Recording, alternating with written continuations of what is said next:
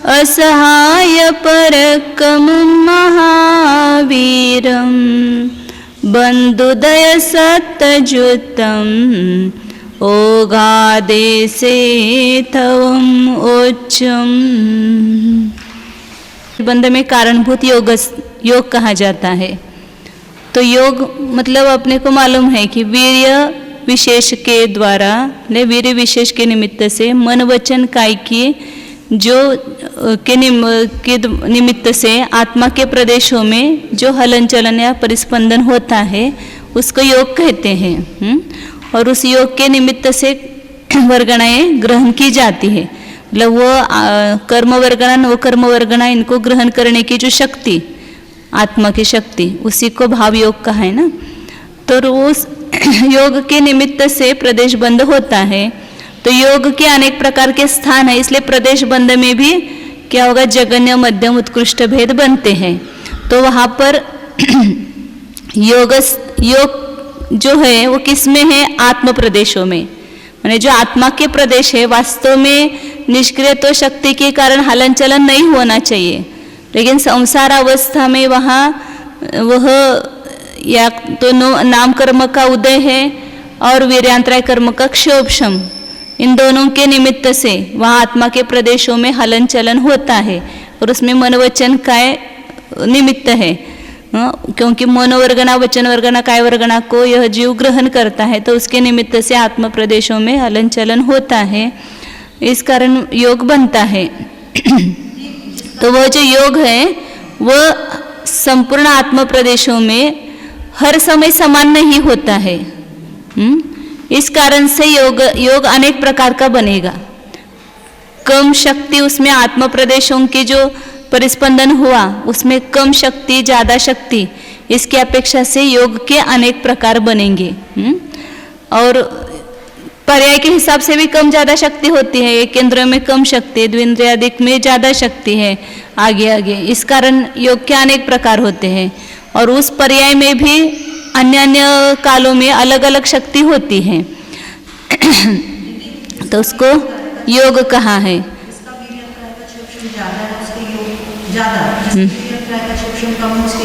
हाँ, वैसा निमित्त ले सकते हैं। और आत्मा के संपूर्ण प्रदेशों में भी समान शक्ति नहीं है। एक ही समय में जो योग बना उसमें भी आत्मा के संपूर्ण प्रदेशों में समान शक्ति नहीं है। कुछ प्रदेशों में कम है, कुछ प्रदेशों में उससे अधिक है, कुछ प्रदेशों में उससे अधिक। इस प्रकार उसकी फिर वर्ग वर्गना स्पर्धक सब रचना बनेगी। वो आगे सब उसका डिटेल खुलासा हो जाएगा। तो जिस प्रकार वहाँ पर एक उदाहरण दिया है उन्होंने महाबंध में मतलब पंडित जी ने दिया है वो कि जिस प्रकार अपन कुछ भी काम करते हैं, जैसे कुछ वो बाल्टी उठाते हैं भर करके कुआं में से या बावड़ी में से, तो वहाँ पर अपना ये जो हाथ की जो है ये है वहाँ ज़्यादा व्यापार होता है, ज़्यादा शक्ति खींची जाती है। तो इन प्रदेशों में ज़्यादा वहाँ योग बनेगा। और फिर उसके पास के प्रदेशों में जो है वो कम कम कम होता जाएगा।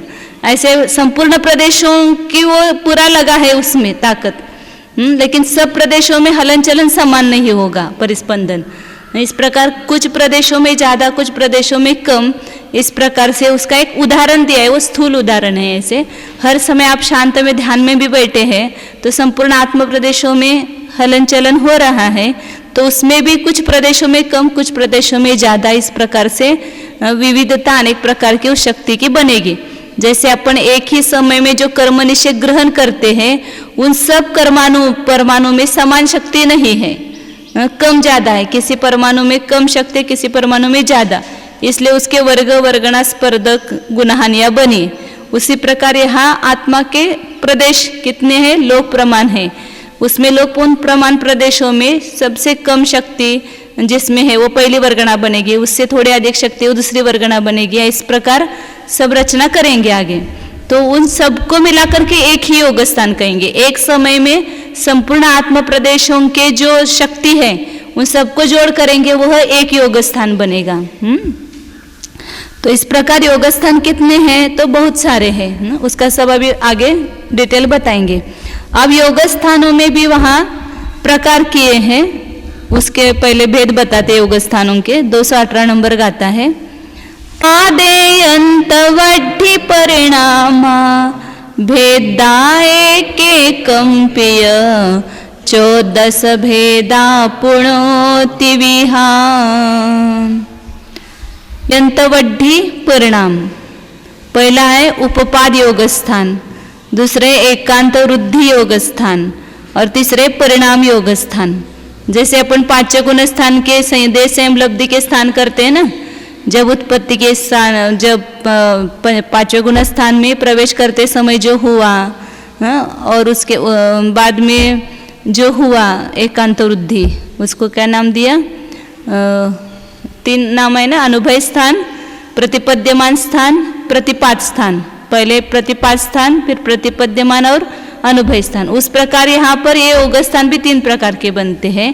यहाँ इस विवक्षा से कि जन्म के पहले समय में जो योग होता है उसको उपपाद योग स्थान कहेंगे, भले विग्रह गति में हो या रुजु गति से गया वो भव के प्रथम समय में हो। प्रथम जन्म के प्रथम समय में जो भी योग स्थान होगा उसका नाम है उपपाद योग स्थान। वो सबसे कम रहता है, इसलिए उसको अलग अलग संज्ञा दी है और अलग अलग योग स्थान बताया। सब जगह योग का अर्थ वही लेना, आत्म प्रदेशों का परिस्पंदन।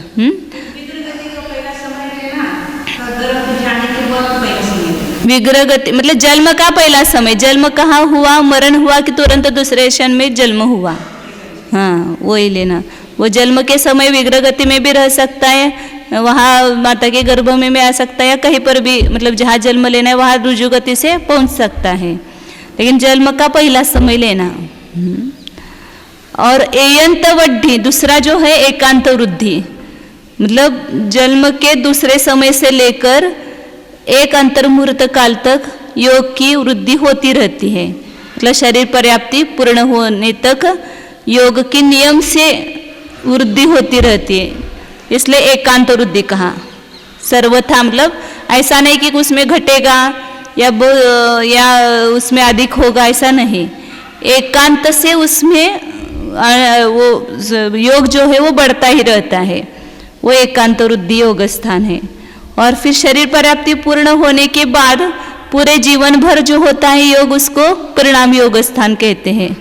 उसी का नाम दूसरा घोटमान है, क्योंकि उसमें कभी योग बढ़ता है, कभी घटता है, कभी वैसा ही रहता है, इसलिए उसको परिणाम योग स्थान कहते हैं। तो ये 3 प्रकार के भेद, एक एक कंपीय, इसमें एक एक के वापिस 14 भेद हो जाएंगे। 14 जीव समास की अपेक्षा से 14 भेद होंगे। 14 जीव समास है ना, नीचे नोट्स में जो है देखा ना उनको, तो 14 बहुत कम होता है योग स्थान, इसलिए उसको अलग लिया और एकांत वृद्धि अलग लिया। वो वाला योग स्थान कभी भी परिणाम योग स्थान में वो वाला नहीं आता। नहीं, वो सब अब स्थान बताएंगे ना आगे, बहुत ये जाकर के आगे बताएंगे। उसमें बात लिखी है, अपने सब समय में उत्कृष्ट भी होता है परिणाम योग स्थान, अभी बताएंगे। योग स्थान वो भी निवृत्ति प्राप्त अवस्था में हो या लब्ध प्राप्त अवस्था में होगा, सबका अभी आने वाला है गाथा में। फिर उसके बाद जो एकांत वृद्धि योग स्थान है वो भी निवृत्ति प्राप्त अवस्था में या लब्ध प्राप्तक अवस्था में रहेगा। अब लब्ध प्राप्तक में वो करेंगे वहाँ पर, क्योंकि लब्ध प्राप्तक में तो शरीर पर्याप्ति पूर्ण नहीं होगी ना, तो वहाँ 2 त्रिभाग जाने तक एकांत वृद्धि और 1 त्रिभाग रहा उसमें परिणाम योग स्थान लगाना है। सब आने वाला है धीरे धीरे। तो पहले यहाँ पर उन्होंने भेद बताए, योग स्थान के 3 भेद, उपपाद, एकांत वृद्धि और परिणाम, और फिर 3 के 14 भेद करेंगे तो 42 होंगे। और फिर उस 42 के वापस आगे अगले इसमें करते हैं, जघन्य और उत्कृष्ट करेंगे तो 84 भेद होते हैं। 219 नंबर गाथा। पठाणा भवादि समय ठियस अवरवरा विग्रह उजुगई गमने जीव समासे सुनायवा। उसके प्रथम समय में स्थित जीव के अवरवरा जघन्य और उत्कृष्ट दोनों पहले समय में ही होगा। किसको होगा वह? विग्रह उजुगई गमने, जघन्य किसको होगा? जो विग्रह गति से गया है उसको जघन्य होगा, और रुजु गति से गया है वह उसको उत्कृष्ट होगा। यहाँ पर पहले दिखाती हूँ, फिर गाथा पढ़ेंगे तो ज़्यादा। एक केंद्रीय के सूक्ष्म पर्याप्त की अपेक्षा से पहले लगाते हैं। तो यहाँ भव का पहला समय, प्रथम समय, वहां पर कौन सा योग स्थान होगा? उपपाद योग स्थान होगा। या उपपाद यहाँ लिखना था, उपपाद योग। और वहां ये उपपाद योग स्थान के भी बहुत सारे योग स्थान बनेंगे, मतलब जगन्य, मध्यम, उत्कृष्ट ऐसे। तो उसमें सबसे जगन्य कब होगा और सबसे उत्कृष्ट कब होगा? पहले समय में ही होगा। पहले समय में एक ही समय में रहता है उपपाद योग स्थान, लेकिन जब जो विग्रह गति से गया है उसमें सबसे जगन्य होगा। गति में से जो योग स्थान है वह जगन्य बनेगा, और जो गति से गया है उसका उत्कृष्ट होगा। बीच के बहुत सारे भेद आएंगे, लेकिन एक एक ही बताएंगे ना वहां पर। तो जो रुजु गति से जाता है उसमें ज्यादा योग पाया जाता है। तो सबसे परिणाम उपपाद योग स्थानों में, जैसे जगन्य से लेकर के उत्कृष्ट तक जगत श्रेणी के असंख्यात भाग भेद है, समझो योग स्थान के। तो यहाँ सबसे जो जगन्य होगा किसको होगा? जो विग्रह गति से 3 मोड़ा लेकर के गया है और सूक्ष्म निगोद लब्ध पर्याप्त के अंतिम भाव में स्थित है, उसका सबसे जगन्य उपपाद योग स्थान होगा। और सबसे उत्कृष्ट योग स्थान जो है, हमने अभी आप पर्याप्त के बता रहे हैं, तो वो पर्याप्त में जो होने वाले वो लगा ना, क्योंकि अपर्याप्त में होने वाले अलग है। सामान्य संपूर्ण योग स्थान की अपेक्षा से जब घटित करेंगे तो वह सूक्ष्म निगोद लब्ध पर्याप्त का जगन्य आता है, और सबसे उत्कृष्ट आएगा वहां पर सौद्धि पंचेंद्र पर्याप्त का उत्कृष्ट आएगा, वो भी रुजु गति से गया हुआ। लेकिन अपन केवल एक केंद्र सूक्ष्म पर्याप्त लगा रहे हैं, तो वहां होने योग्य जो योग स्थान है, अभी सब क्रम से जब दिखाएंगे, तो सूक्ष्म पर्याप्त का जहां से चालू होगा वह सबसे जगन्य होगा, और उसका जहां उत्कृष्ट आएगा सबसे लास्ट उसका होगा। तो किसको होगा? तो वह भी विग्रह गति से जो उत्पन्न हुआ है, जब वो उपपाद योग स्थान है उस समय पर्याप्ति पूरी नहीं हुई, लेकिन उस समय निवृत्त पर्याप्त अवस्था में है, लेकिन उसको, उस जीव को क्या कहेंगे? एकेंद्र पर्याप्त जीव कहेंगे, क्योंकि पर्याप्त नाम कर्म का उसको उदय है। तो उसका जो उपपाद योग स्थान है सबसे जगन्य विग्रह गति से गया हुए जीव को होगा, और सबसे उत्कृष्ट और रुजु गति से गए हुए। फिर बीच में और विग्रह गति से उत्पन्न हुए जीवों के और रुजु गति से उत्पन्न हुए जीवों के बीच में सब योग स्थान आएंगे उसमें।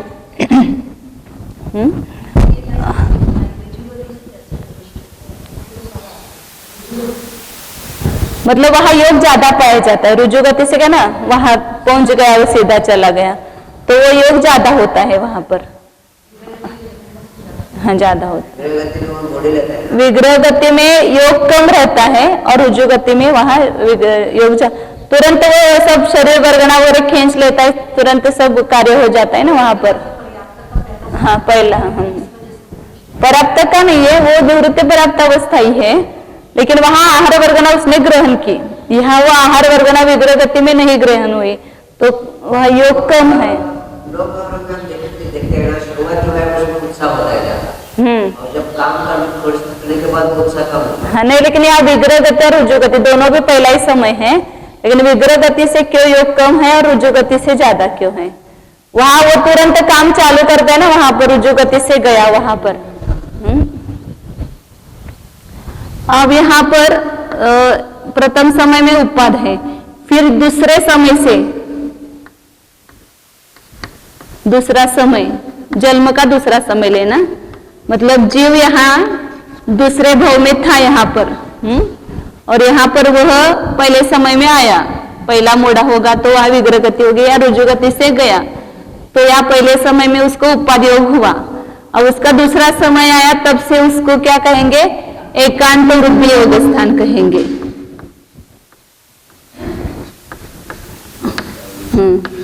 अब एकांत वृद्धि का जो जगन होगा वह दूसरे समय में ही होगा, वहां पर उत्कृष्ट भेद नहीं होगा। विग्रह गति से जाने वाले का जगन्य अवस्थान होगा। हाँ गति से जाने वाले का हाँ मध्यम भेद किसके? सब दोनों के होंगे ना मिला करके। नहीं, अभी यहाँ पर समझो ये जगन योग से इतने, यहाँ समझो 10 योग स्थान उत्पाद के, एकेंद्रीय पर्याप्त के 10 योग स्थान है उत्पाद के। तो इसमें कुछ पहले आएंगे वो विग्रह गति से उत्पन्न हुए जीव के आएंगे, फिर आगे जो है रुजु गति से उत्पन्न हुए जीव के आएंगे। तो इसमें पहला जो है वो विग्रह गति से उत्पन्न होने वाले का ही होगा, और जो 10वां है वो रुजु गति से उत्पन्न होने वाले का ही होगा। तो वो अनेक प्रकार के योग स्थान पाए जाएंगे ना, सबको जगन में नहीं पाया जाएगा। जगन किसी जीव को पाया जाएगा, किसी जीव को मध्यम पाया जाएगा, किसी जीव को उत्कृष्ट पाया जाएगा। ऐसे अनेक प्रकार के वहां योग बनेंगे। तो लेकिन वहां पहले समय में जगन्य भी जो होगा जिस जीव को, वो पहले समय में ही, जिसको उत्कृष्ट होगा वो भी पहले समय में ही होगा। और एकांत वृद्धि का जो जगन्य होगा वो दूसरे समय में ही होगा, क्योंकि आगे नियम से योग बढ़ता जाता है। इसलिए दूसरे समय में इसका जगन्य योग स्थान हो, जगन्य योग होगा। जगन्य योग मतलब ये जगन्य नहीं, एकांत वृद्धि का जगन्य लेना। हाँ वो तो आगे का ही, अभी सब आगे बताने वाले हैं। एकांत वृद्धि के योग स्थान सभी एकेंद्रिय, द्विंद्रिय, त्रिंद्रिय सबके उपाद योग स्थान होने के बाद फिर वहां एकांत वृद्धि प्रारंभ होते हैं। थोड़े मतलब हाँ 10 के ऊपर। थोड़ा सा अभी अपन एकदम डायरेक्ट नहीं बोलेंगे, जब वहां पर बताएंगे ना, क्योंकि थोड़ा सा भी शेष रहता है वहां इसका। एक जीव की अपेक्षा से केंद्र पर्याप्त की अपेक्षा देखेंगे तो उसका एकांत वृद्धि का आगे ही आएगा। लेकिन सब एकेंद्र से लेकर पंचेंद्र तक लेंगे तो उसमें थोड़े अभी उत्पाद के रहते हैं, फिर एकांत वृद्धि के आ जाते हैं ना बीच में। इसलिए एक एक पर्याय की अपेक्षा से देखेंगे तो उस पर्याय में उत्पाद के जो जगन्य से लेकर उत्कृष्ट तक है उसके आगे के ही एकांत वृद्धि योग स्थान होंगे। होगा 10वां है वो रुजु गति से उत्पन्न होने वाले का ही होगा। बीच में दोनों गति से उत्पन्न होने वाले जीवों के बीच के भेद आएंगे। वहां कुछ ऐसा बताया नहीं, लेकिन वो आएंगे। और एकांत वृद्धि का जो जगन्य भेद होगा वह दूसरे समय में ही आएगा। यहाँ उत्कृष्ट भेद है दूसरे समय में नहीं आएगा। क्यों? क्योंकि एकांत वृद्धि का सबसे छोटा क्रम दूसरे समय में होगा, तीसरे समय में बढ़ता जाता है ना। तीसरे से चौथे समय में, चौथे से पांचवें समय में नियम से बढ़ता हुआ पाया जाता है, गुलित रूप से पाया जाता है। इसलिए फिर तीसरे अधिक समय में, चौथे अधिक समय में का तक लेना, शरीर पर्याप्ति पूरी होने में एक समय कम है तब तक। शरीर पर्याप्ति माइनस एक समय, तो शरीर पर्याप्ति मतलब काल लेना, शरीर पर्याप्ति काल, उसमें से एक समय कम करना, वहां तक के एकांत वृद्धि ही चलेगी। और यहाँ पर उसका उत्कृष्ट पाया जाएगा। तो सभी जीवों को उत्कृष्ट होगा ऐसा नहीं, लेकिन एकांत वृद्धि का उत्कृष्ट होगा वो अंतिम समय में ही होगा। किसी जीव को उस वहां अंतिम समय में मध्यम भी हो सकता है, क्योंकि अनेक भेद वाले हो जाएंगे ना एकांत वृद्धि स्थान। तो ये बीच में सब आएंगे और यहाँ उत्कृष्ट भेद आएगा एकांत वृद्धि का। फिर यहाँ शरीर पर्याप्ति पूरी हुई, उस समय से लेकर परिणाम योग स्थान बनेंगे।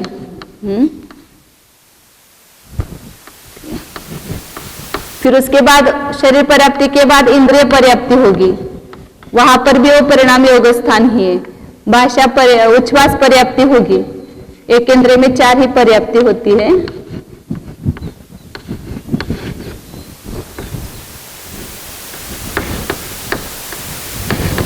फिर उच्छ्वास पर्याप्ति पूरी होने तक अंतिम समय तक उस पर्याय का जो जितना भी काल होगा, उनकी जितनी भी आयु होगी, उस अंतिम समय तक परिणाम योग स्थान ही रहेगा। और वह परिणाम योग स्थान का सबसे जघन्य भेद यहाँ एकांत वृद्धि के बाद के समय में पाया जा सकता है, और सबसे परिणाम योग का उत्कृष्ट भी यहाँ पाया जा सकता है। जिसका जैसा उत्पाद होगा, एकांत उससे बढ़ता हुआ होगा और फाइनल एकांत वृद्धि होगा, तो कोई उससे बढ़ते हुए अंदर तक चलेंगे, कोई भी परिणाम हो सकता है, किसी का हो किसी का ना हो, जो एकांत वृद्धि का उत्कृष्ट है। तो अभी परिणाम योग स्थान के जो जगने से लेकर उत्कृष्ट तक जितने भेद है योग स्थान के, वे सब भेद किसी भी समय में पाए जा सकते हैं। मतलब एक मिनट थोड़ा सा बोलो मत। तो उसमें परिणाम योग स्थानों में जितने भेद होंगे, एकेंद्रिय सूक्ष्म पर्याप्त में जितने परिणाम योग स्थानों के भेद होंगे, उसमें से सबसे जगन्य परिणाम योग स्थान है वह भी वहां हो सकता है, बीच के भी वहां से हो सकते हैं और सबसे उत्कृष्ट भी वहां हो सकता है। उसका कोई नियम नहीं है कि किस समय में जगन्य होगा, किस समय में उत्कृष्ट होगा। यहाँ पर एकांत वृद्धि में जैसे एकांत से बढ़ता हुआ ही पाया गया था, लेकिन परिणाम योग स्थान किसी को यहाँ उत्कृष्ट भी हो सकता है, किसी को बीच का भी हो सकता है, किसी को जगन्य भी हो सकता है।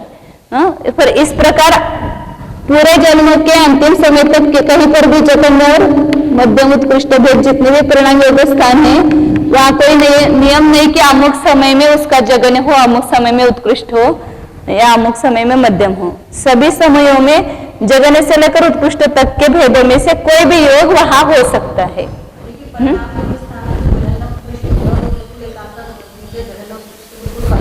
हाँ, वो तो आगे के है ना योग स्थान। एकांत वृद्धि के बाद ही परिणाम योग स्थान आते हैं। एकांत वृद्धि के योग स्थान में जो शक्ति है उससे कई गुनी शक्ति परिणाम योग स्थान में होती है, जगन्य में भी। एकांत वृद्धि का जो उत्कृष्ट योग स्थान होगा उससे परिणाम योग का जो जगन्य योग स्थान है उससे गुणित रूप ही शक्ति होगी। और बीच बीच में भी कौन सा भी योग स्थान परिणाम में हो सकता है, जगन्य उत्कृष्ट योग उत्कृष्ट जगन्य भी मध्यम कोई भी भेद हो सकते हैं बीच के काल में। हाँ, बीच के काल में भी अंतिम समय तक, भोग के अंतिम समय तक कहीं पर भी कोई भी योग स्थान हो सकता है। उपाधि योग स्थान 1 से 10 संबोधना जीवों की अपेक्षा से, तो कोई जीव यदि ऋतुगति से वहां पर जा रहा है तो उसका उपाधि स्थान उत्कृष्ट नहीं लीजिएगा, 1 से 10 के बीच का भी पाया जा सकता है। हाँ, पाया जा सकता है। रुजुगति से जो होंगे उत्पन्न होने वाले जीव के, उसमें से कोई भी हो सकता है। तो इस प्रकार, हाँ बोलो। नहीं, पहले समय में मैंने कहा जैसे परिणाम योग स्थान के 20 भेद है ऐसा मान लो, तो उसमें जो परिणाम योग स्थान का पहला भेद है वह भी वहां दूसरे समय में, मतलब शरीर पर्याप्ति पूरी हुई वहां पाया जा सकता है, या बीच का भी कोई पाया जा सकता है, या 20वां भेद भी पाया जा सकता है। ऐसा कोई नियम नहीं कि वहां पर जगन होगा फिर बढ़ता जाएगा। क्या पहले समय में बोल रही मैं, परिणाम योग स्थान जहां प्रारंभ हुआ वहां पहले समय में परिणाम योग स्थानों में से कोई सा भी योग स्थान हो सकता है, उत्कृष्ट भी हो सकता है, मध्यम भी हो सकता है, जगन्य भी हो सकता है। इसलिए सब समय में उसके जगन्य से लेकर उत्कृष्ट तक भेद कहे।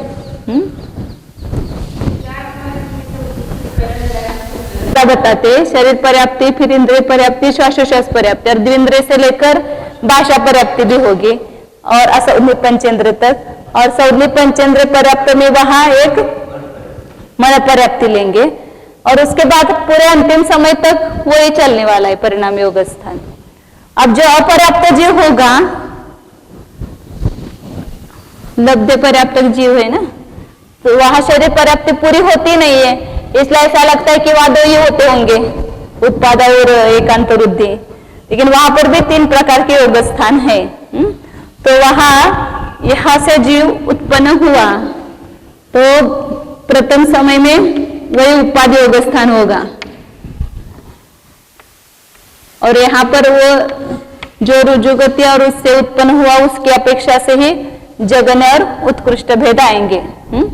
जगन्य और उत्कृष्ट, और बीच के भी आएंगे यहाँ पर सब, लेकिन यह आएगा जगन्य विग्रह गति से उत्पन्न हुए जीव को, और यहाँ आएगा रुजु गति से उत्पन्न हुए जीव को ही आएगा।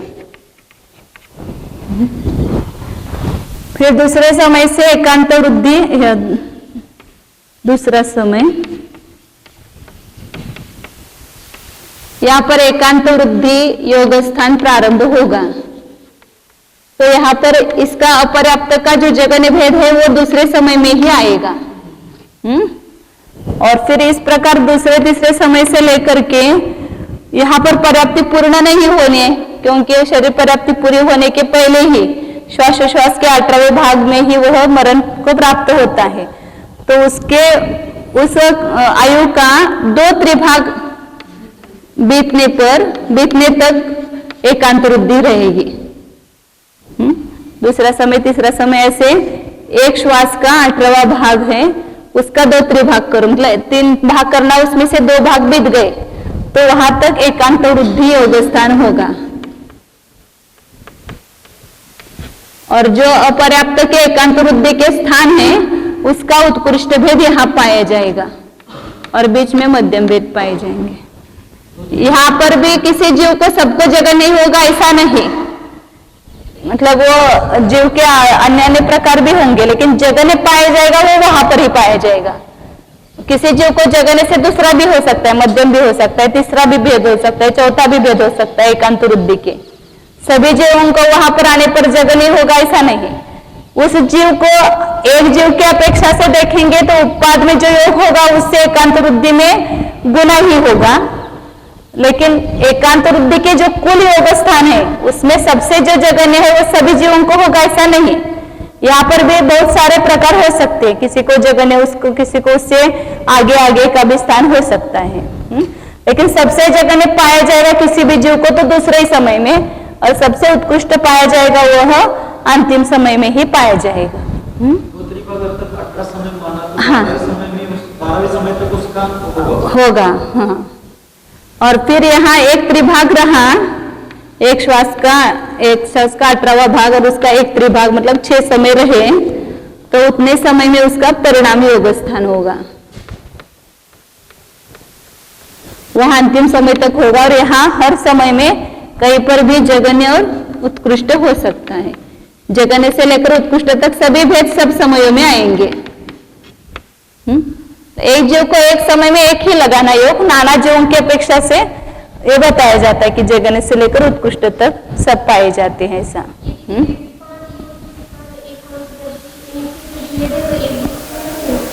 नहीं, उपाधि योग स्थान के भेद होने के बाद एकांत वृद्धि के होते हैं। एकांत वृद्धि से मतलब उपाधि योग स्थान से जो उत्कृष्ट भी उपाधि योग स्थान होगा उससे एकांत वृद्धि के जो जगन्य स्थान है उसकी शक्ति गुणित ही होती है। वो कितनी गुणित होती है वो सब बताएंगे आगे, पल्ले के असंख्यात भाग वगैरह सब बताएंगे। और फिर एकांत वृद्धि का जो अंतिम है उससे परिणाम योग स्थान का जो जगन्य है वो भी उससे गुणित ही होता है। असंख्यात गुणित ऐसे सामान्य को अभी असंख्यात गुणित ही होता है। परिणाम योग स्थान से अपर्याप्त के उपाद एकांतन वृद्धि परिणाम योग स्थान बहुत कम होंगे। अभी सब आएंगे ना, आगे सवाल पे बहुत आने वाला है, उसमें बीच में आएंगे वो, मतलब पहले सबके ऊपर योग स्थान होते हैं, फिर बीच में एकांत वृद्धि आते हैं, उसमें ऐसे सब 84 स्थान अल्पभूत बताएंगे। ध्वज स्तंभ निकालेंगे ना वहां पर 84 योग स्थानों का।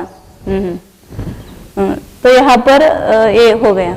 ऐसे ही द्विंद्रिय पर्याप्त का भी ऐसा ही लगाना, त्रिंद्रिय पर्याप्त, चतुर्न्द्रिय पर्याप्त, असौदनीय पर्याप्त ऐसे ही लगाना, और सौदनीय पर्याप्त का भी ऐसा ही लगाना। सबके पर्याप्त में इस प्रकार जगन्य उत्कृष्ट भेद होंगे और अपर्याप्त में इस प्रकार होंगे। वही गाथा है पढ़ते उतनी। शरीर पज्जत गादु चरिमोत्ति लद्य पज्जतानं चरिमति भागम मिबोधवा। गादु चरिमोत्ति उपाधि योग स्थान भाव के पहले समय में बताया। परिणाम योग स्थान शरीर पर्याप्ति पूरी होने से लेकर के उस समय से लेकर के चरम समय तक होती है। और लद्य पज्जतानम चरिमति भागम में बोधवा, लब्ध पर्याप्त जीवों के अंतिम त्रिभाग में, आयु का 3 भाग करो और उसका जो अंतिम त्रिभाग है उसमें जानना चाहिए। मतलब इसलिए 2 त्रिभाग तक वो एकांत वृद्धि है और 1 त्रिभाग में उसके परिणाम योग स्थान होता है। अब आगे और बताते हैं। 221 नंबर का आता है। उवरिम सौवत्थ जोग मुक्कसम सौवत्थ होदि अवरम लद्य पुण्यस्य जेठम। अब जैसे बोलते समय भी होंगे और बाकी के थोड़े से कम कम कम कम। अब बोलने से इधर ज़्यादा कुछ फर्क नहीं पड़ता है, ऊपर जो है गले में इधर उधर वहाँ पर ये आता है, ज़्यादा प्रेशर आता है, तो इसलिए कम ज़्यादा ऐसा मतलब बोलते समय मुझे ऐसा लगा कि मैंने कहा ऐसा योग होता होगा। मतलब एक ही समय में आत्मा के सब प्रदेशों में अलग अलग शक्ति कैसी है ऐसा लगता है ना सभी को, एक ही शक्ति होनी चाहिए। जब केवली समुद्घात होता है तो उस समय पूरे आत्मा के प्रदेशों में समान शक्ति होती है, वहाँ पर कम ज़्यादा नहीं होती है। पूरे लोग का काश प्रमाण जब फैलते तो एक वर्गना कही है उस समय, क्योंकि सब आत्मा प्रदेशों में समान शक्ति है। लेकिन अन्य सब योगों में आत्मा के सब प्रदेशों में समान शक्ति नहीं है। तो सगपज्जति पुण्य, शरीर पर्याप्ति पूर्ण होने पर ऊपर सवत्थ योगम उक्कस, मतलब सभी जगह उत्कृष्ट योग हो सकता है और सवत्तावरम होते, अभी सभी जगह जगने भी हो सकता है। मतलब जगने योग परिणाम योग स्थान संपूर्ण समयों में होता है और उत्कृष्ट योग स्थान भी हो सकता है, और उसके बीच के भेद भी लेना। लब्ध्य पुण्यस्य जेठ्ठम्पि, उसी प्रकार लब्ध्य पर्याप्त का उत्कृष्ट जो है वह भी सभी समयों में होता है। जगन्य और उत्कृष्ट लेना उसका परिणाम योग स्थान, जो एक त्रिभाग रहा है उस समय परिणाम योग स्थान है, तो वहाँ उत्कृष्ट और जगन्य भेद कहीं पर भी हो सकता है। यहाँ इन्होंने पुस्तक में उत्कृष्ट पहला जगन्य ऐसा लिया ना, इसलिए मैंने वैसा ही लिखा था उसमें, जो चार्ट पुस्तक में किया है वैसा ही किया है। और गाथा में पहले उन्होंने उत्कृष्ट और फिर जगन्य ऐसा बताया, तो वैसा ही लिखा गया है। अब आगे दो एकांत वृद्धि योग का बताते हैं विशेष।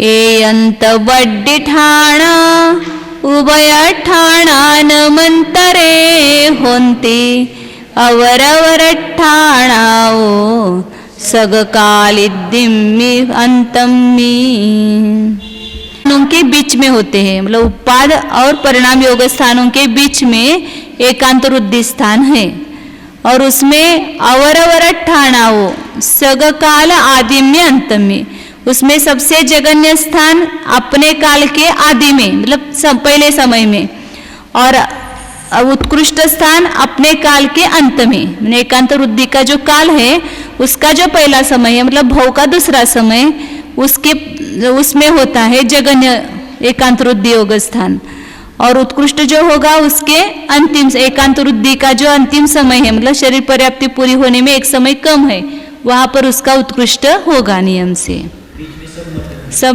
मध्यम। और वहां पर भी जगन्य और उत्कृष्ट मतलब पाया जाएगा तो वहीं पर पाया जाएगा, वहां पर सबके जगन्य होता है ऐसा नहीं नियम लगाना। लेकिन उस एक जीव की अपेक्षा से उसका जो उपाधि योग स्थान होगा उससे ज्यादा होगा। इतना उपाधि योग स्थान जो भी जिस जीव को होगा उससे एकांत वृद्धि जो है वो ज्यादा ही होगा। अब यहाँ एक योग स्थान को समझने के लिए सब आत्म प्रदेशों में शक्ति किस प्रकार कम ज्यादा होती है उसको समझने के लिए ये बातें पहले बताते हैं कि मतलब जैसे अपन स्पर्धक रचना करते हैं अनुभाग की रचना, तो उसके लिए अविभाग प्रतिच्छेद वर्ग वर्गणा स्पर्धक गुणहानि नाना गुणहानि अन्य व्यस्त राशि ये सब करते हैं, वो सब यहाँ पर बताते हैं पहले। 223 नंबर दो वग्गो पुण वग्गणाय फड्डयगम गुणहानि वियजाने ठानम पड़िहो दिनियमेन। अविभाग पुणवग्गणा वर्गणा फड्डयगम ने स्पर्धक गुणहानि ये ठानम पड़ी नियमेन जाने होदी जाने, मतलब इसको प्रत्येक स्थान में मतलब एक एक योग स्थान उसमें क्या होगी नाना गुणहानियाँ होगी। फिर एक गुणहानि में क्या होंगे स्पर्धक होंगे, एक स्पर्धक में वर्गणाएं होगी, एक वर्गणा में वर्ग होंगे और एक वर्ग में अविभाग प्रतिच्छेद होंगे। तो यहाँ पर एक वर्ग माने एक जीव का प्रदेश लेना, वहाँ पर कर्म परमाणु लेते हैं ना, यहाँ पर वर्ग मतलब एक जीव का प्रदेश और उसमें जितनी योग शक्ति पाई जाती है उसको कहेंगे अविभाग प्रतिच्छेद।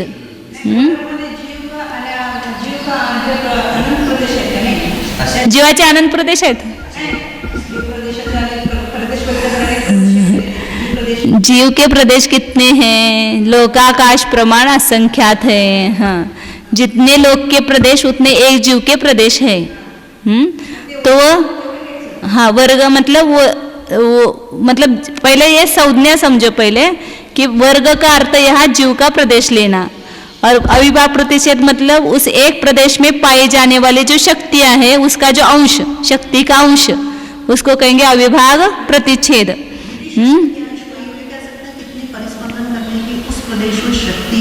वो पूरी शक्ति ज्यादा होगी, वो असंख्यात लोक प्रमाण है. उसमें से जो एक शक्ति अंश आएगा वो अब सब धीरे धीरे बताएंगे पूरा. हाँ हाँ, शक्ति का जो अंश है वो अविभाव प्रतिच्छेद होगा. मतलब एक आत्मा के प्रदेश में असंख्यात लोक प्रमाण अविभाव प्रतिच्छेद होते हैं. तो उसमें से जो एक असंख्यात लोक वह भाग करेंगे उस शक्ति का, तो एक अविभाव प्रतिच्छेद होगा वह. पूर्णवगणा, वर्गों के समूह को क्या कहेंगे? वर्गना.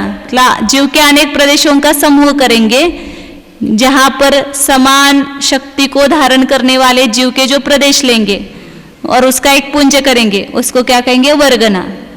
जिन जिन प्रदेशों में समान शक्ति है ऐसे प्रदेशों का ग्रुप करेंगे, उसको कहेंगे वर्गना. और फिर वर्गणाओं के समूह को क्या कहेंगे? स्पर्धक. वो भी सब मतलब जीव के प्रदेशों में सब बंटवारा होना है शक्ति की अपेक्षा से.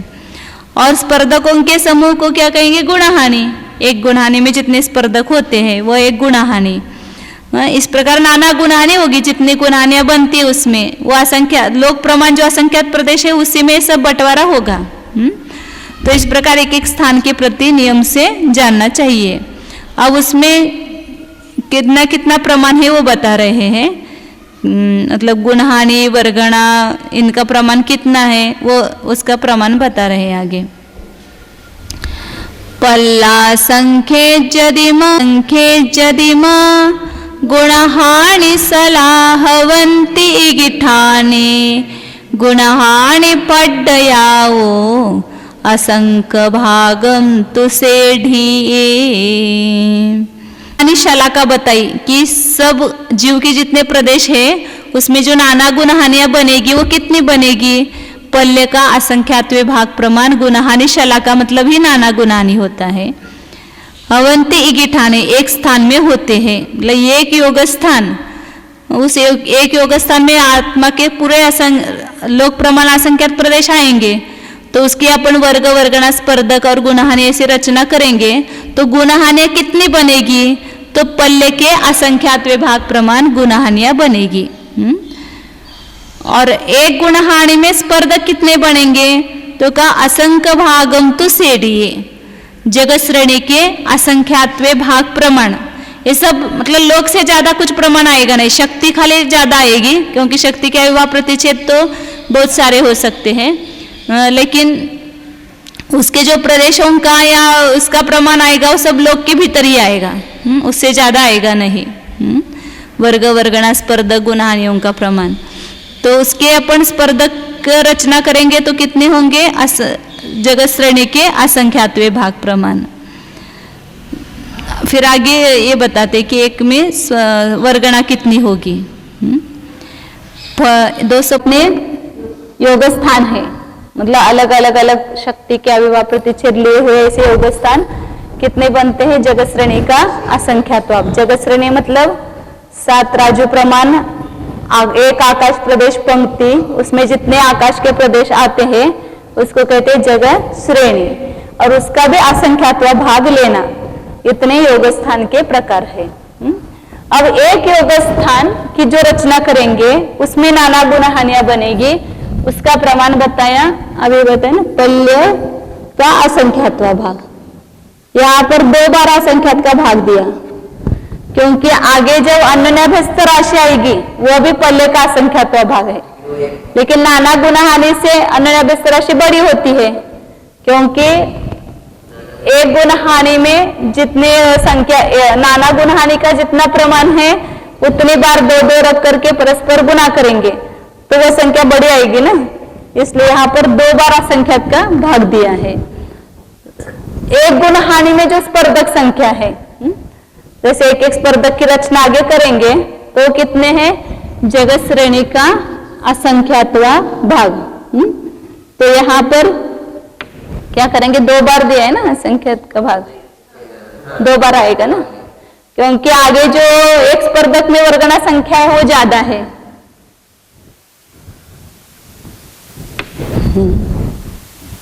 जैसे अपन ने किया था ना 4 वर्गणा का एक स्पर्धक, फिर 2 स्पर्धक की एक गुणहानि अंक संदृष्टि में,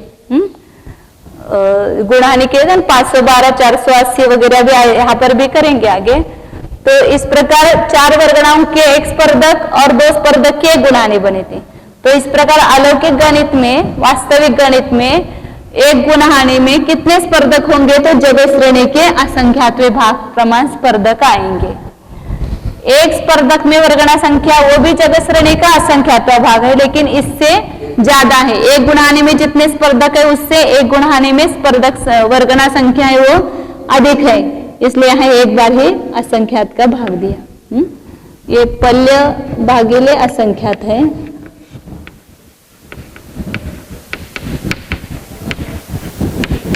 ये एक लाइन मतलब जगत श्रेणी होती है, जगत श्रेणी भागिले असंख्यात,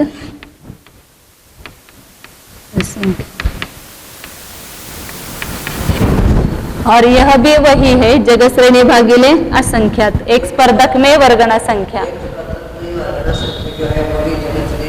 असंख्यात भाग है। और सर्व व्यवस्था होते वो भी जगत श्रेणी के असंख्यात में होते, लेकिन वो असंख्यात वो अभी दिखाएंगे ना। एक वर्गणा में वर्गों की संख्या, यहाँ पर क्या लिया आगे, हाँ, एक वर्गणा में वर्गों की संख्या वो कितनी है, मतलब अपन ने कहते हैं 512 परमाणु में समान शक्ति है, तो उसकी एक वर्गणा की थी। तो यह एक वर्गणा में जीवों के प्रदेश कितने होंगे, वर्ग संख्या मतलब जीव के प्रदेश कितने होंगे, तो वह है असंख्यात जगत प्रतर प्रमाण है।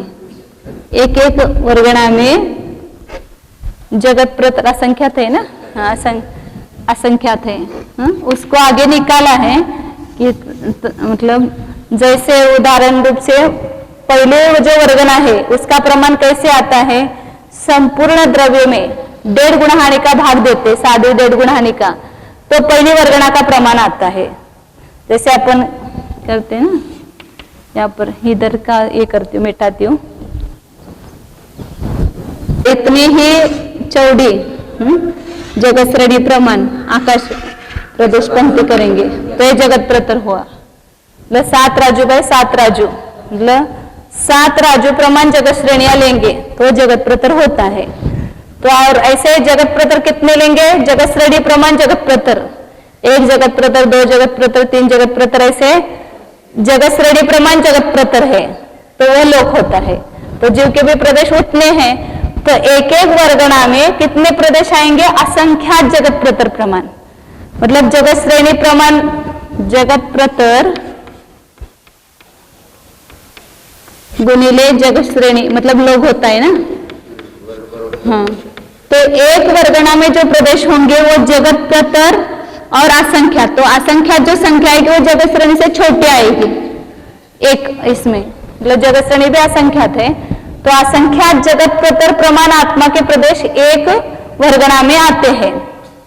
ऐसे वर्गणा बहुत सारी बनाना है ना, तो एक एक वर्गणा में पूरे जगत श्रेणी प्रमाण, जगत श्रेणी का भी असंख्यात विभाग, इतने असंख्यात जगत प्रतर होंगे। जगत प्रतर आया। अब एक वर्गणा में कितने प्रदेश है बता रहे हैं, जगत प्रतर कितने असंख्यात, तो यहाँ पर एक जगत श्रेणी भी असंख्यात है ना, तो यहाँ पर जो अपन असंख्यात संख्यात से गुना करेंगे वो जगत श्रेणी का भी असंख्यात भाग होगा, क्योंकि अभी असंख्यात वर्गणा करनी है ना अपने को। तो एक एक वर्गणा में अपन कम कम होता जाएगा प्रमाण, फिर भी वो रहेंगे असंख्यात जगत प्रतर प्रमाण आखिर की वर्गणा तक आत्मा के प्रदेश। तो इसलिए असंख्यात जगत प्रतर प्रमाण, ये कैसे आया प्रमाण उसको दिखा रहे थे।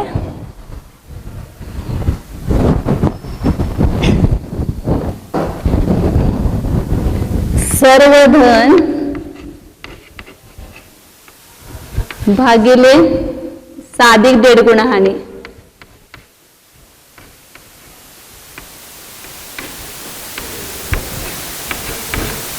बराबर प्रथम वर्गना, ऐसा ही सूत्र है। प्रथम वर्गना में सर्व धन में सादे 1.5 गुणाने से भाग दो तो पहले वर्गना का प्रमाण आता है।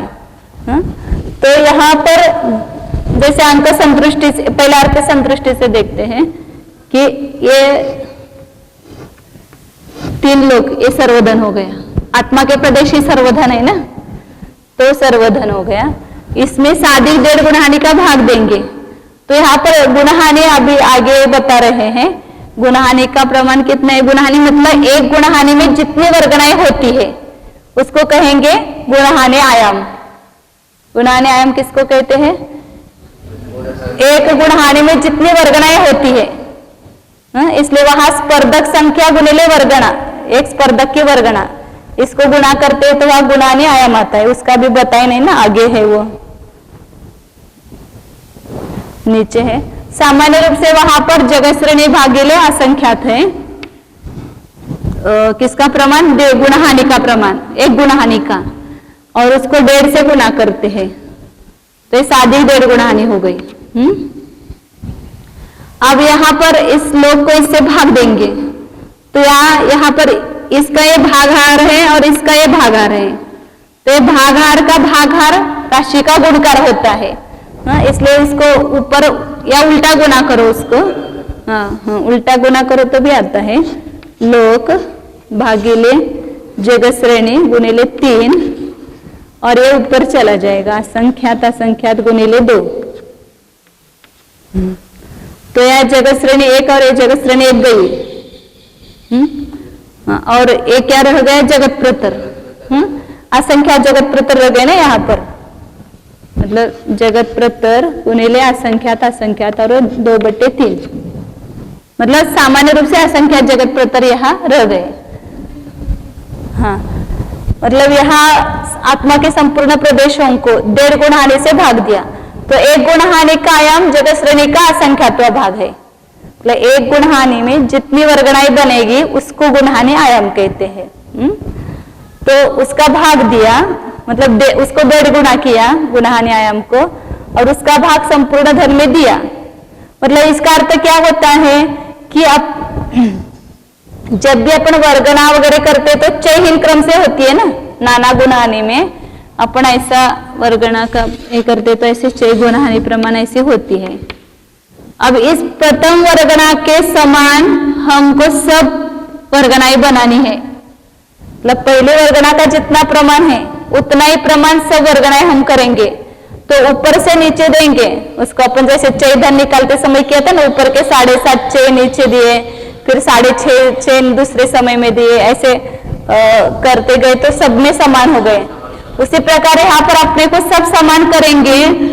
ये जो यहाँ से निकाल करके यहाँ जोड़ो, यहाँ से निकाल करके यहाँ जोड़ो, ऐसा सब किया तो ये समान प्रमाण करेंगे तो कितनी वर्गणाएं बनेगी? तो सादी 1.5 गुणहानि प्रमाण बनती है। मतलब 512, अभी यहाँ 512 का हिसाब करेंगे या 256 का ले लो। पहली वर्गणा 256 की है, दूसरी 240 की है, तीसरी 224 की है। अब सभी वर्गणाओं को 240 करना है तो कितने वर्गणाएं बनेगी? तो ये नाना गुणहानि 5 है तो वो 5 गुणहानि का सब कट हो करके कितनी बनेगी? केवल 1.5 गुणहानि बनेगी और कुछ प्रमाण रह जाएगा, इसलिए सादी 1.5 गुणहानि कहते हैं वहां पर। तो पहले, इसलिए पहली वर्गणा का प्रमाण निकालना है तो संपूर्ण द्रव्य को सादी 1.5 गुणहानि का भाग दो तो पहली वर्गणा का प्रमाण आता है। ये उसका सूत्र है, मतलब निकालने का। तो पहली वर्गणा का प्रमाण वो बताए, मतलब एक वर्गणा में, पहली वर्गणा में भी उतना ही होगा और आगे कम होता जाएगा तो भी असंख्यात जगत प्रतर प्रमाण रहेगा। तो यहाँ एक वर्गणा में जो वर्ग की संख्या कितनी बताई? असंख्यात जगत प्रतर प्रमाण। ये इसी को पूरा, ये असंख्यात सबको एक ही असंख्यात लिख दिया। हाँ पूरा जोड़ो और नहीं जोड़ोगे तो ये पूरा घर का सादे 1.5 गुणहानि, हाँ उसको रेक्टेंगल बना के, हाँ 512। इसी को अंक संतुष्टि से भी दिखाया है, वहां पर आगे आने वाला है वो सब। अंक संतुष्टि से ये लोक का प्रमाण क्या माना? 3100 माना, और गुणहानि का प्रमाण है 12। अब यहाँ पर अपने को कितनी सादिक डेढ़ गुणहानि निकालने के लिए पहले उधर से निकाला उन्होंने, मतलब अंतिम गुणहानि का प्रमाण निकाल के उधर से भी निकाल सकते हैं ना। तो अंतिम गुणहानि का प्रमाण निकालने के लिए क्या किया था, कल सूत्र बनाया था, एक कम अनन्याभ्यस्त राशि से भाग देते हैं। सर्वधन में एक कम अनन्याभ्यस्त राशि से भाग देते हैं तो अंतिम गुणहानि का प्रमाण आता है, द्रव्य आता है। तो यहाँ अनन्याभ्यस्त राशि कितनी है, 32 है, क्योंकि 5 गुणहानियां मानी है, तो उसके 2 का 2 5 बार गुना करेंगे तो कितना आएगा, 32 आएगा। उसमें एक कम किया तो कितना आएगा, 31 आएगा। और पूरे द्रव्य में एक कम अनन्याभ्यस्त राशि से भाग देते हैं तो अंतिम गुणहानि का प्रमाण आता है, 100 आ गया। और फिर उसके पहले पहले गुण द्विचरम त्रिचरम गुणहानियां है वो दुगुनी होती जाती है। तो 100 200 ऐसे इस प्रकार होता हुआ पहले गुणहानि तक आएगा, दुगुना होता हुआ। तो पहले गुणहानि का कितना आएगा, ये अंतिम गुणहानि का 100 है, उससे दूसरे गुणहानि का 200, 400, 800 और 1600 पहला गुणहानि का। ऐसे दुगुना होता हुआ आएगा। तो पहले जो गुणहानि है उसको 1600 हो गया। इसमें वो एक ही आप त्रैराशिक करेंगे कि मतलब 3100 में सादी डेढ़ गुणहानि प्रमाण वर्गना कैसी होती है उसको त्रैराशिक से बताया कि यहाँ पहली वर्गना का प्रमाण कितना है, 256 आता है। 256 की एक वर्गना होती है, तो 3100 में कितनी वर्गना होगी, समान, इसके समान करना है ना सब, पहले वर्गना के समान। तो 256 ये प्रमाण राशि हो गई, फल राशि एक वर्गना है, तो इच्छा राशि 3100 में कितनी वर्गना बनेगी, पहली वर्गना प्रमाण। तो या 3100 को 256 का भाग देंगे, 3100 बटे 256, इसका भाग देने पर क्या आता है, 12, क्योंकि 256 एक ऐसा करो, वाद करके दिखाते तो थोड़ा और ज्यादा होता है। 3100 हाँ 256 का भाग देना है, तो 256 एक का 256, यहाँ पर बचेगा 54 बचा ना, 4 हाथ 1 और 11 में से 6 गए तो 5 रहते हैं ना, 54 रहे, और यहाँ 0 आ जाएगा। और एक ऊपर का 0 लेना, 256 दूनी 512, यह कितना रहा, 28 रहा। तो 28 बटे 256 ये अधिक हो गया, और यहाँ पर भाग देंगे, 4 का भाग दो, 4 सत्ते 28 और 64, 256 होता है ना, बराबर है, हाँ 7 बटे 64, हाँ तो 12.7 बटे 64 ले सादिक डेढ़ गुणहानि का प्रमाण आया। मतलब पहली वर्गना के समान हम सब वर्गना करेंगे तो कितनी वर्गना बनेगी, पूरे इसमें डेढ़ गुणहानि प्रमाण बनेगी। ऐसे अपन कम क्रम से किए तो 5 गुणहानियां बनी, लेकिन 256 प्रमाण की सब गुणहानि करेंगे तो 1.5 ही गुणहानि बनेगी, उससे ज्यादा नहीं होगा। वो क्षपणासार में ऐसे आकार से दिखाया है उन्होंने, इधर से कट करो इधर लगाओ ऐसे। तो ये सादिक डेढ़ गुणहानि प्रमाण पहले वर्गना का प्रमाण आता है, इसलिए फिर 3100 को अपन सादिक डेढ़ गुणहानि से भाग देंगे तो पहली वर्गना का प्रमाण आता है। मतलब कितना है सादिक डेढ़ गुणहानि, इसका ये करो कितना प्रमाण आएगा, अपन 64 गुणा 12 अधिक 7 करेंगे तो 12 चौक 48, 4 12 सक 72 और 4 76 और 7 बटे 64 बराबर 775 बटे 64 सादिक डेढ़ गुणहानि का प्रमाण आया। इसको अपन इसमें निकालेंगे ना पूरा एक इसमें, तो इन दोनों का गुना करना और जोड़ना, तो प्रमाण आता है। दीदी आपने प्रूफ कर दिया पहली वर्ग की इकाई के आगे 256 टोटल द्रव्य की 1.5 गुना। हाँ नहीं, अभी ये 1.5 गुना हानि का प्रमाण आया, इसको 3100 को भाग दो। हाँ 3100 में ये सादिक 1.5 गुना ने मतलब ये इसी का अपन ने ऐसा प्रमाण निकाला है 775 बटे 64। अब इसका क्या होगा, उल्टा गुना होगा, 3100 गुना 64 भागेले 775। 775 का भाग दिया तो यहाँ 4 का भाग जाएगा, और 4 का ही जाता है, और 4 को 64 से गुना किया तो 256 आया, ये पहली वर्गणा आई। इसलिए सादिक 1.5 गुणा हानि का भाग सर्वधन में देते हैं तो पहली वर्गणा का प्रमाण आता है। ऐसा क्यों किया, क्योंकि संपूर्ण द्रव्य को प्रथम वर्गणा प्रमाण करते तो उसकी सादिक 1.5 गुणा हानि बनती है, इसलिए सूत्र बन जाता है। ऐसे दिमाग से सूत्र निकालते हैं ना बैठे बैठे। दीदी से आपने ये प्रूफ करा कि टोटल द्रव्य बराबर है सादिक 1.5 गुना, और आपने इसको डिवाइड करके यूज कर दिया पहली वर्गणा 256 आती है। तो इस प्रकार अर्थसंतुष्टि से किया था तो वो कितने आए, संपूर्ण लोक में सादिक 1.5 गुना आने मतलब जगत श्रेणी का असंख्यात्व भाग है, उसका भाग दिया तो असंख्यात जगत प्रतर प्रमाण द्रव्य आया। लोग को हमने जगत श्रेणी के असंख्यात्व भाग से भाग दिया तो कितना लब्ध आया, ये असंख्यात जगत प्रतर प्रमाण आया, उसका भी दिखाया था।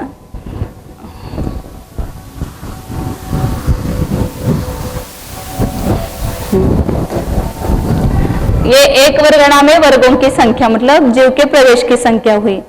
अब आगे एक वर्ग में अविभाव प्रतिच्छेद कितने होते हैं, ये इतने जीव प्रदेशों की एक वर्गणा मतलब इतने प्रदेशों में समान शक्ति होगी, जो शक्ति होगी, लेकिन एक एक प्रदेश में कितनी शक्ति है, तो कहा असंख्यात लोक प्रमाण। मतलब जैसे कर्म परमाणु में जीव राशि से अनंत गुणी, या अपन अर्धकर्म वगैरह में देखते थे जीव राशि से अनंत गुणी शक्ति थी, उतनी नहीं यहाँ अनंत में शक्ति नहीं है। कितनी शक्ति है, असंख्यात में शक्ति है। तो यहाँ पर अविभाव प्रतिच्छेद है, वो कैसे गिनाएंगे वो बाद में अब बताने वाले हैं। यहाँ पर अविभाव प्रतिच्छेद मतलब जिसका अपन विभाग नहीं कर सकते वो अर्थ नहीं लेना है। यहाँ पर जो जगन्य वृद्धि है उसको ही उन्होंने अविभाव प्रतिच्छेद कहा है, अब आगे बाद में बताएंगे उसको। मतलब जगन्य स्पर्धक से वर्गणा से आगे जो जितनी शक्ति बड़ी है उसको ही यहाँ एक अविभाव प्रतिच्छेद का प्रमाण माना है। तो कितने ऐसे उससे गिनेंगे तो कितने होंगे अविभाव प्रतिच्छेद, असंख्यात लोक प्रमाण होंगे।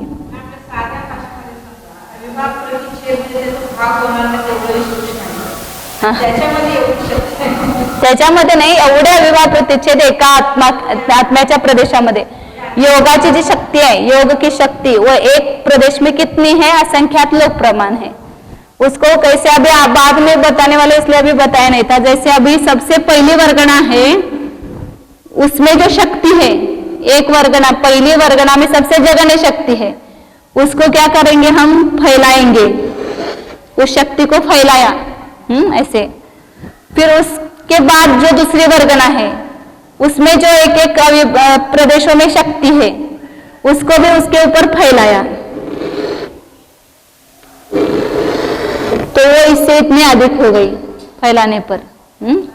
हाँ, तो इससे जितनी शक्ति बढ़ती हुई अपने को पाई जाएगी इसको एक अविभाव प्रतिच्छेद यहाँ नाम दिया है।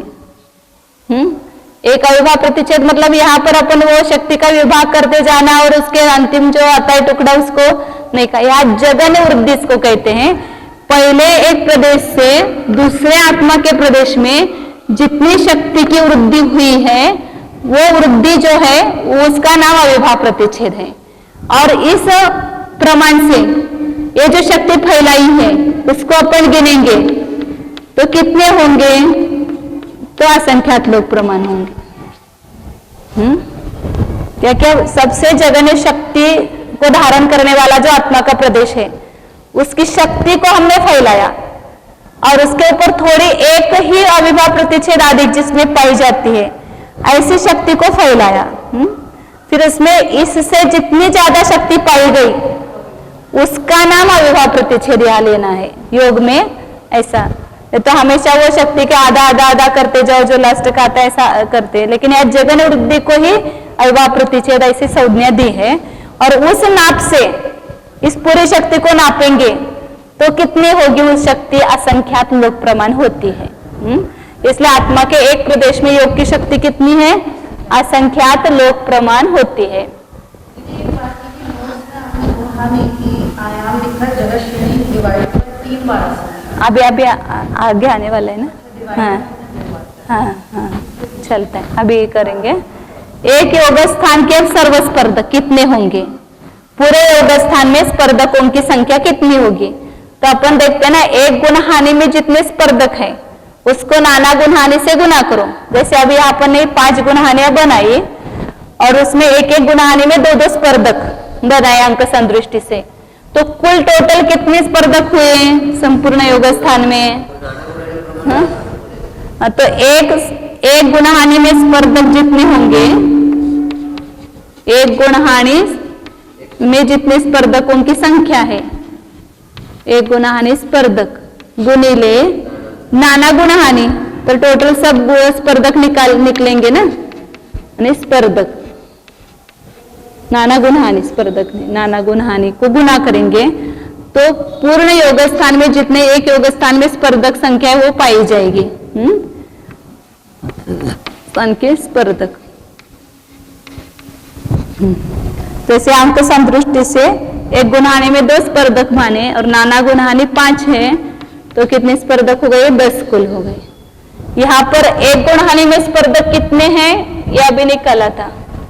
जगत श्रेणी का असंख्यात्वा भाग, और नाना गुण हानि कितनी है? पल्य का असंख्यात्वा भाग, उसको गुना करेंगे तो टोटल एक योग स्थान में इतने स्पर्धक होंगे। इसलिए यहां इतना लिखा, जगत श्रेणी का असंख्यात्वा भाग गुणिले पल्य का असंख्यात्वा भाग।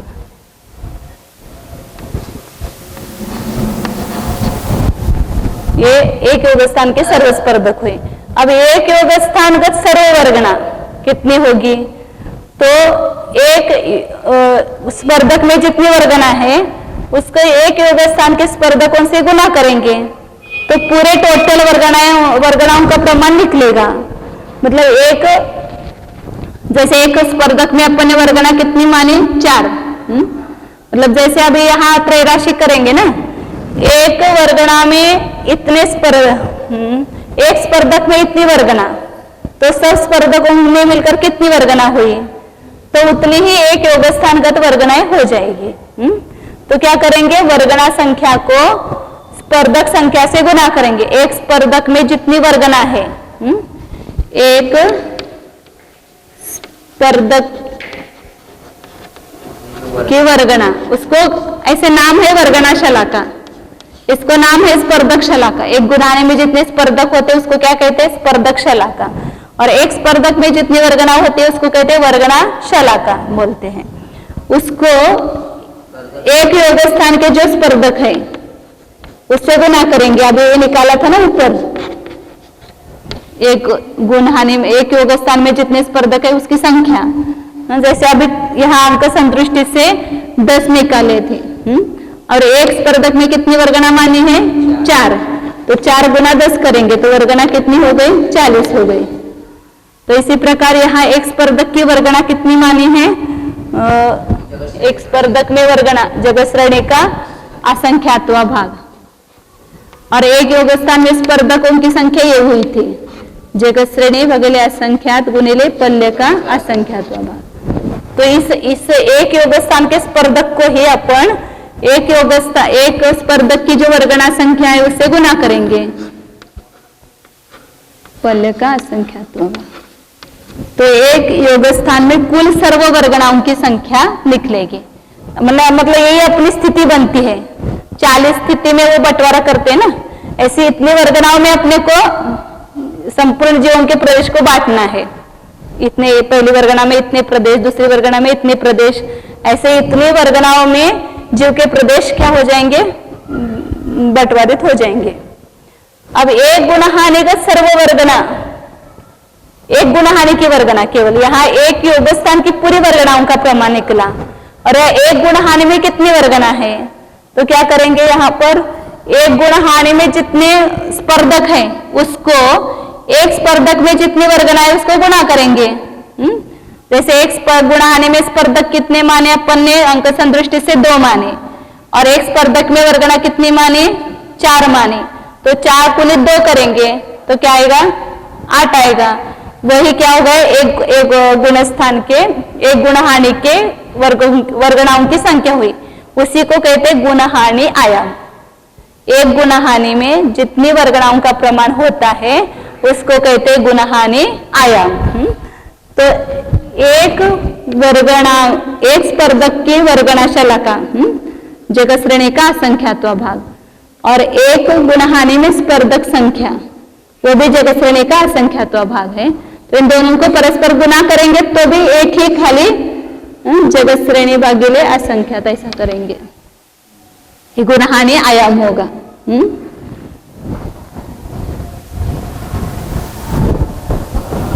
कोई दिया है ना वहां पर, इधर देते समय।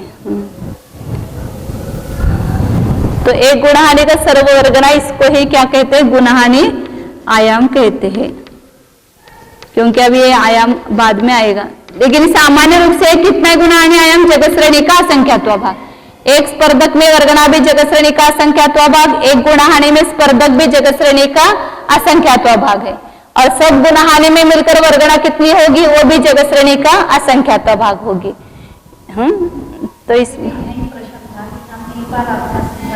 हाँ किया है, तो उसको सामान्य रूप से वापस उन्होंने उतना ही लिखा, 2 बार ही असंख्यात का भाग दिया।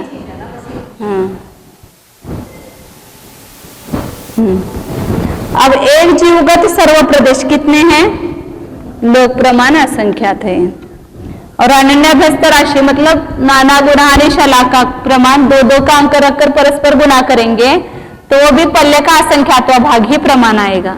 इतनी बार तो पल्ले भागिले असंख्यात, लेकिन एक बड़ा है और ये छोटा है।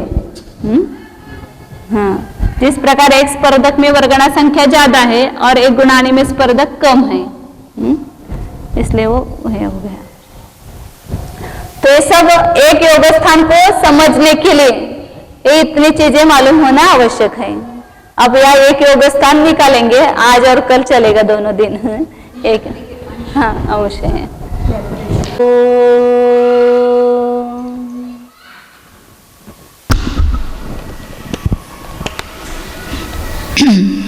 जानिए, यह मैं शुद्ध चैतन्यमय वस्तु हूँ। देखिए अपने को एक वस्तु रूप से देखिए। शरीर जैसी एक वस्तु दिखाई दे रही है, बाहर टेबल पुस्तक जैसी एक वस्तु दिखाई दे रही है, ऐसे ही असंख्यात प्रदेशों का पिंड स्वरूप यह जीव नामक वस्तु भी इसी शरीर में विद्यमान है।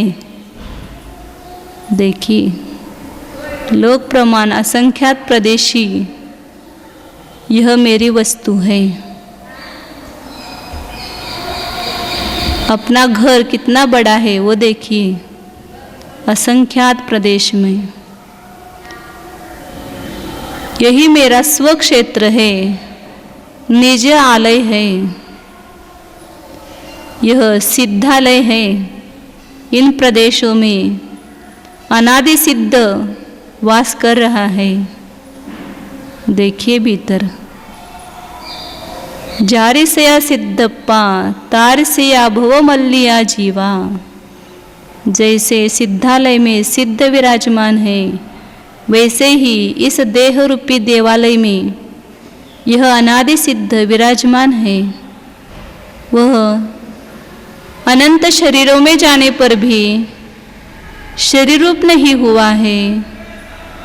अनंत कर्म वर्गणाओं के साथ संयोग होने पर भी कर्म परमाणु रूप नहीं हुआ है, जो अपने चैतन्य में असंख्यात प्रदेश रूप से ही विराजमान है। देखिए भीतर है। इस सिद्ध प्रभु के दर्शन कीजिए।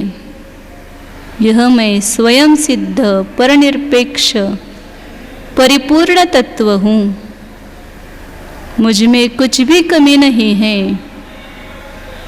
अनंत शक्ति से यह मैं संपन्न हूँ, जानिए। अनंत प्रभुत्व से संपन्न हूँ। अखंड प्रताप स्वरूप प्रभुत्व शक्ति संपन्न स्वरूप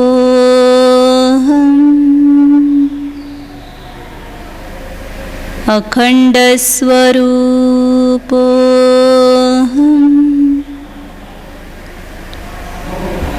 शुद्ध चैतन्य स्वरूप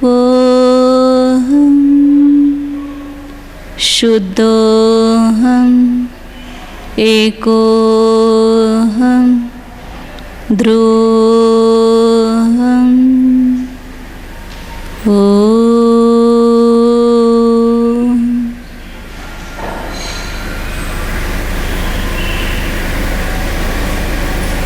विसर्जन।